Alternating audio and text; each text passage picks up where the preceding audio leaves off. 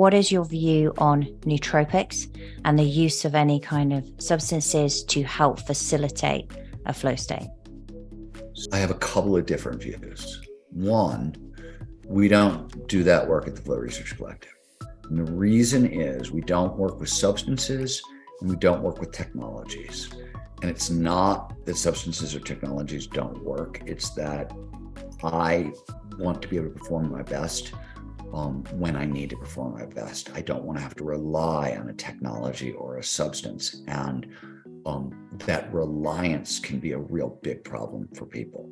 People are only able to check their nervous system by using a meditation app, and you find yourself skiing an extreme line and you're at the top of the line and you need to tune up your nervous system and you don't have Wi-Fi. What the fuck are you going to do then, right? People really get into habits, so I'm wary of that. Alcohol can sort of produce some of it pushes a little dopamine into our system and it artificially induces transient hypofrontality. It turns off parts of the prefrontal cortex. It feels a little flowy.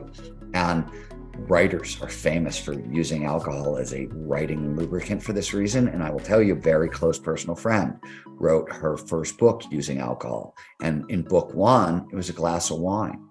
By the end of book two, which didn't go as well as book one, it was 2 bottles a night. And now she had 2 problems. Wow. So that's not uncommon with that stuff. There's also a bunch of nootropics that people think produce flow. So Ritalin, Adderall, modafinil, all those things actually are flow blockers. They amplify anxiety. They amplify norepinephrine too high. It's like a fake flow state. It feels flowy, but the quality of your thinking is reduced from what's actually true in flow.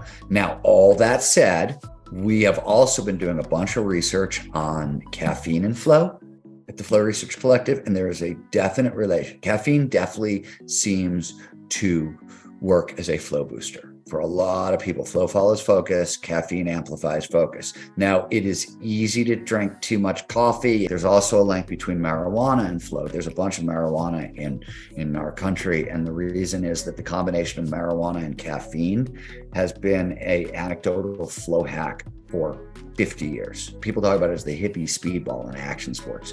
It's 25, 30 minutes. Do your warm-up exercises, then get a cup of coffee and smoke a sativa-based joint, and you've got a chance of getting into flow. Doesn't work for everyone. In fact, it'll block flow. If I'm scared, it won't work at all. So there's very specific conditions where that combination will work for me. And on top of it, marijuana is a performance-enhancing chemical if you practice with it. You can't use it out of the box and expect it to enhance performance. It produces state-dependent learning, which is, you heard about state-dependent learning in regards to the SATs or any test. Study for your high school exams in purple sweats and then take them in purple sweats, right? That's state-dependent learning. Well, marijuana produces state-dependent learning. So what happens is most people learn to use marijuana when they're in high school, and it's like eat Cheetos, smoke pot, and watch Monty Python movies with your friends, and you learn to laugh and eat junk food. And that's what you think marijuana is used for. We don't do this work at the Flow Research Collective because it's so individual. It's not going to work for everyone. And I don't want to rely on substances. But at a personal level, I will occasionally use marijuana. Besides those things, I'll experiment with tons of shit. And I do all the time. I'm always running, whether it's peptides or nootropics or whatever. I'm not impressed. I've said this for a long time with supplements and things like that. I like things that have a long global history. So turmeric for inflammation is true in, dozens of countries across the world and was true long before there was mass communication. So there's a lot of anecdotal data from a lot of different regions that, hey, now there's a bunch of science backing it up.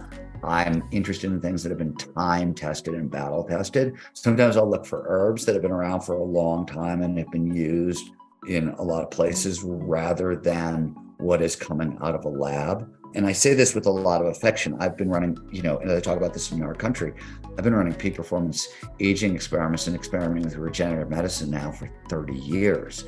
And I will tell you from firsthand experience that, when it's got about a 10 to 20% hit rate. So, it's at the cutting edge. You hear about it, you think it's amazing, and you using it over time, you'll probably find 20 years out, 10% of that stuff remains, and the other 90% is bunk or bad for us.